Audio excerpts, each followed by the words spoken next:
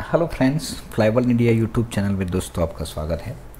अभी आज का जो टॉपिक है वो हम ब्रिटिश कोलंबिया के बारे में थोड़ा डिस्कस करने वाले हैं। जो बेसिकली कनाडा में 10 प्रोविंसेस है, उसमें से एक ये प्रोविंस है British Colombia. British Columbia is the western most province of Canada located between the Pacific Ocean and the Rocky mountain. Population है वो तकरीबन 4.8 मिलियन, जो 2017 के डेटा के हिसाब से मैं बात कर रहा हूँ आपके साथ। कनाडाज थर्ड मोस्ट पॉपुलस प्रोविंसेस है एंड कैपिटल है जो विक्टोरिया है, लार्जेस्ट सिटी वैंकूवर है। तो दोस्तों आपको पंजाबी बहुत मिल जाएंगे कनाडा में। ऐसा बोला जाता है कि 4th is the official language is Punjabi. वैसे तो पूरे कनाडा में पंजाबी तो आपको मिल जाएंगे, मगर ब्रिटिश कोलंबिया में आपको बहुत सारे पंजाबी देखने को मिल पाएंगे।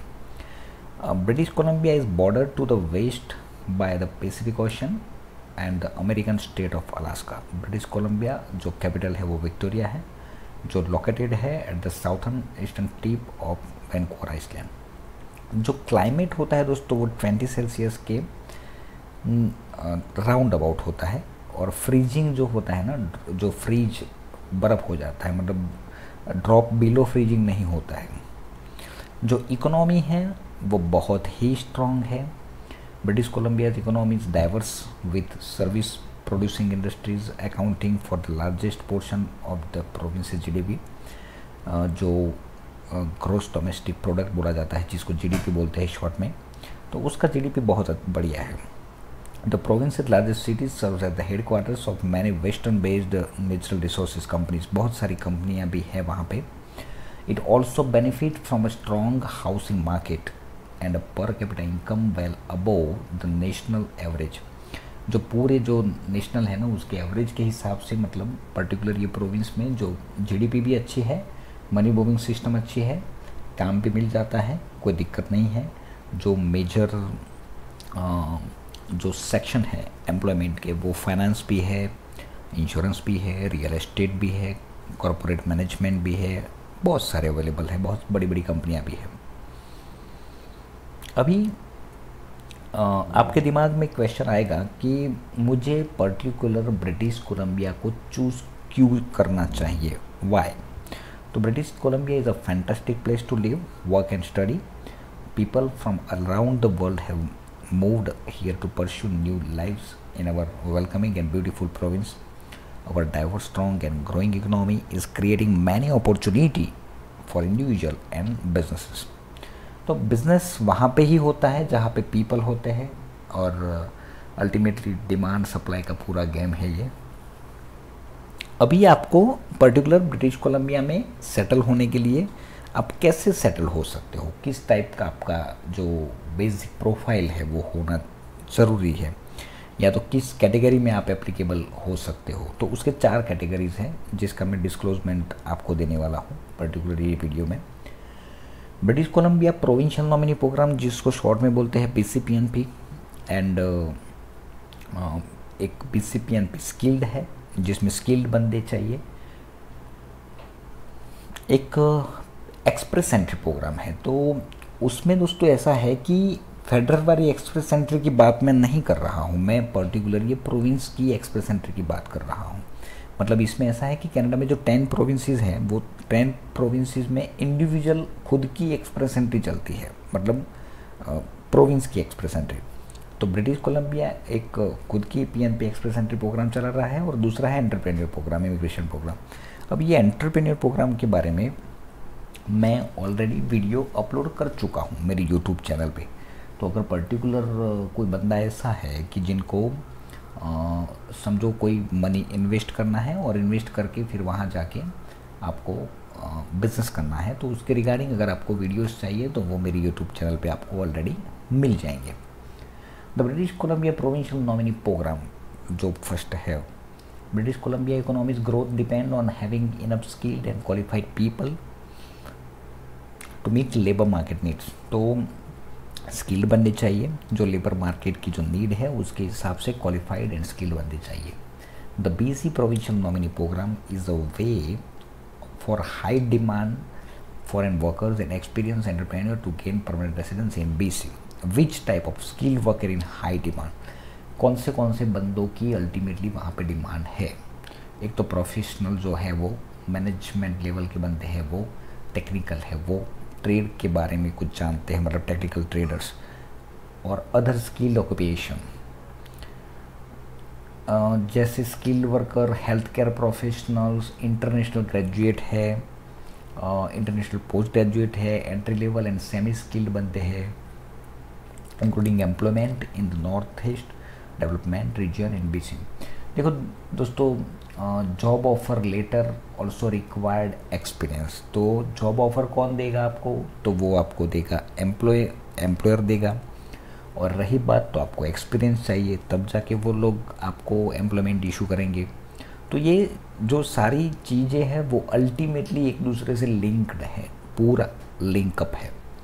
एक्सप्रेस एंट्री का जो क्राइटेरिया है वो स्किल्ड वर्कर के लिए, तो first of all accept the full time job offer letter. आपके पास अगर full time job offer letter है तब जाके पर्टिकुलर एक्सप्रेस एंट्री के क्राइटेरिया में स्किल्ड वर्कर की कैटेगरी में आप जा सकते हो। उनकी रिक्वायरमेंट क्या है उसके बारे में मैं आपको थोड़ा एक्सप्लेन करने वाला हूँ। रिक्वायर एनओसी जो होता है वो for skilled category 0 A and B है, टोटल होती है C and D के साथ, तो उसमें C and D नहीं आएंगे। Qualify to perform the duties of the job, तो जॉब की जो एग्जैक्ट रिक्वायरमेंट है ना उसके हिसाब से आपको क्वालिफाई होना पड़ेगा। Require at least minimum 2 years experience letter with same category, supporting documents चाहिए सारी फैमिली के, आपके और आपकी फैमिली के। Require IELTS for B occupation skilled category, अगर आपको B में टारगेट करना है तो आपको IELTS चाहिए। Skilled immigration health care profession, तो दोस्तों कनाडा में क्या है कि 2 टाइप के टोटल प्रोफेशनल होते हैं, एक रेगुलेटरी बॉडी में आता है, एक नॉन रेगुलेटरी बॉडी में आता है। जो रेगुलेटरी बॉडी में आता है वो सारे डॉक्टर्स, फार्मासिस्ट, जो बॉडी के ऊपर काम होती है ना वो सारे रेगुलेटरी बॉडी पे आता है। मतलब इंसान की बहुत वैल्यू है वहाँ पे, तो उसके हिसाब से समझ लो कि आप डॉक्टर हो या तो किसी भी टाइप के डॉक्टर हो, कोई फार्मासिस्ट हो, कोई नर्स हो, हेल्थ रिलेटेड कोई भी प्रोफेशन है, उसमें डिफरेंट अथॉरिटीज़ होती है। वो सारी अथॉरिटी की एक एग्ज़ाम होती है, तो वो एग्ज़ाम आपको देनी पड़ेगी। जैसे समझ लो आप फार्मासिस्ट हो तो आपको PEBC देना पड़ेगा, जैसे आप डॉक्टर हो तो उसकी एक अलग टेरिटरी है, तो वो एग्ज़ाम आपको पास करनी पड़ेगी। तो कहने का मतलब क्या है कि वहाँ पे एक डिपार्टमेंट है सर्विस कनाडा, तो वो सर्विस कनाडा है ना, वो आपको जैसे ही आप वहाँ पे लैंड होंगे PR के बेसिस पे, तो PR तक ये सारी जो मतलब जो हेल्थ केयर प्रोफेशन में जो भी एग्ज़ाम होती है वो आपको पास करने की ज़रूरत नहीं है, वो वहाँ उतरने के बाद आपको पास करना पड़ेगा, उसके पहले ज़रूरत नहीं है। कई लोग मुझे पूछते हैं कि वो पहले ज़रूरत है, नहीं, वो PR तक कोई ज़रूरत नहीं है, मगर अल्टीमेटली आपको वहाँ उतरने के बाद जो जॉब चाहिए ना वो पर्टिकुलर एज अ प्रोफेशन, समझ लो आप डेंटिस्ट हो तो डेंटिस्ट के लिए आपको वहाँ की जो बॉडी की जो भी एग्ज़ाम बॉडी है उसको आपको जस्टिफाई करना पड़ेगा। उनके जो वहाँ इन शॉर्ट ये जो फॉरेन कंट्री है ना कनाडा, वो इंडिया की जो भी डिग्रीज और जो भी एक्सपीरियंस है ना वो अपने तरीके से उसको तोलते हैं, उसको माप तोल करते हैं। मतलब वो बोलते हैं कि आप भले आपके पास एक्सपीरियंस है, आपके पास डिग्री है, मगर वो हमारे काम की नहीं है।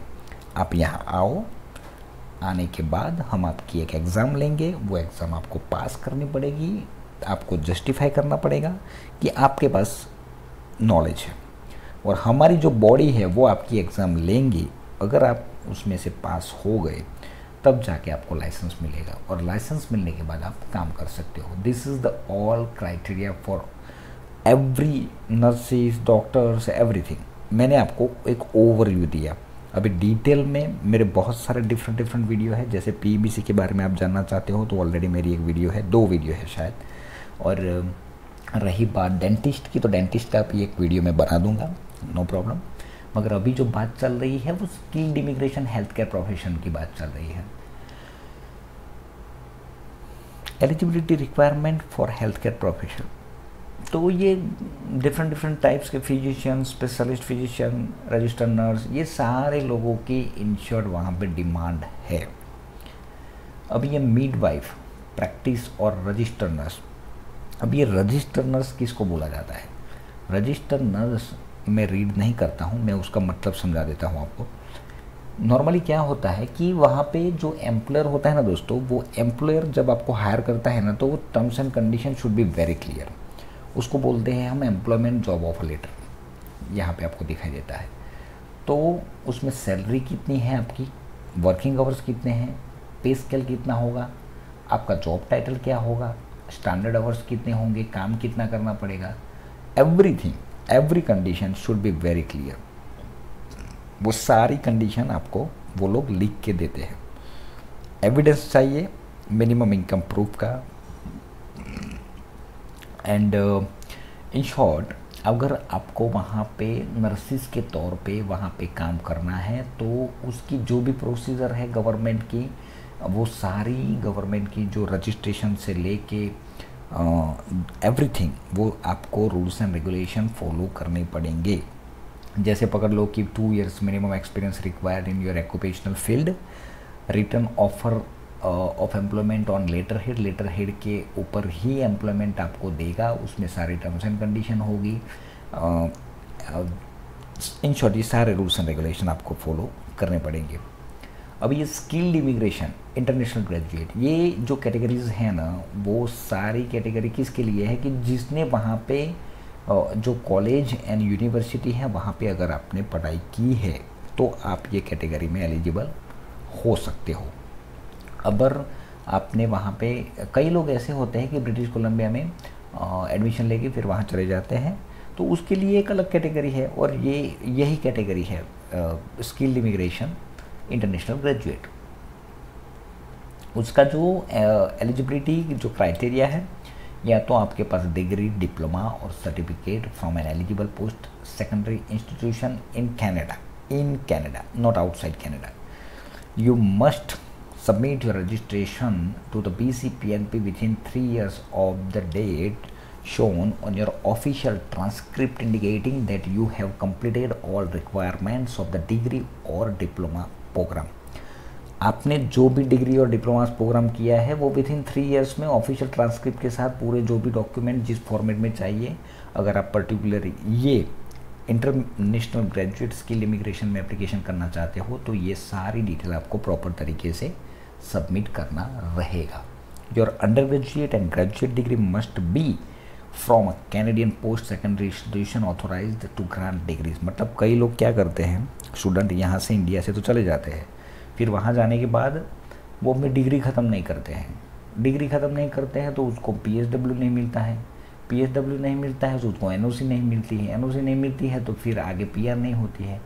तो मैं कई बार अपने जितने भी बच्चे हैं जो यहाँ से स्टूडेंट के बेसिस पे यहाँ कनाडा सेटल होने के लिए जाते हैं, सबको बोलता हूँ कि दोस्तों आप धीरे धीरे एक एक स्टेप क्लियर करो, और जो भी करो कोई अच्छा एजेंट या तो कोई जो अच्छा नॉलेजेबल बंदा है उसको फॉलो करो, और स्टेप बाय स्टेप आप मतलब क्योंकि हर एक को शॉर्टकट चाहिए ना, हर एक को शॉर्टकट तरीके से आगे बढ़ना है, तो वो तो हो नहीं सकता, क्योंकि वहाँ पे तो पूरा सिस्टम बेस्ड कंट्री है, पूरा सिस्टम ओरिएंटेड है, सारे जो डॉक्यूमेंट्स है वो एक दूसरे के साथ लिंक है, सारे जो डिपार्टमेंट है वो एक दूसरे के साथ लिंक है। तो इन शॉर्ट आपको एक प्रॉपर तरीके से काम करना पड़ेगा, प्रॉपर सिस्टम से काम करना पड़ेगा, एंड स्टेप बाय स्टेप काम करना पड़ेगा। If you have a diploma और certificate, it must be from a public post secondary institution in Canada. Diplomas and certificate from private institution are not eligible। हाँ, ये जो private institution certificate are not eligible, वो अभी वो province के rules है। तो आप जहाँ पे रहते हो ना, वहाँ के रूल्स एंड रेगुलेशन आपको फॉलो करने पड़ेंगे। रिक्वायर्ड IELTS, आपको जो NOC है वो उसका जस्टिफिकेशन देना पड़ेगा कि भाई पर्टिकुलर इस NOC में मुझे मतलब अब अल्टीमेटली मुझे अपना PR चाहिए। तो दोस्तों ये बहुत सारी मैटर्स है, वो बहुत बारीकी से ये इमिग्रेशन में काम करना पड़ता है। सपोज़ मुझे 6 महीने के बाद कुछ काम करना है, तो उसकी प्रिपरेशन 6 महीने के बाद या तो 1 साल के बाद उसकी प्रिपरेशन मुझे अभी से करनी पड़ेगी। तो ये बहुत सारी जो छोटी छोटी चीज़ें होती हैं वो बहुत मायने रखती है।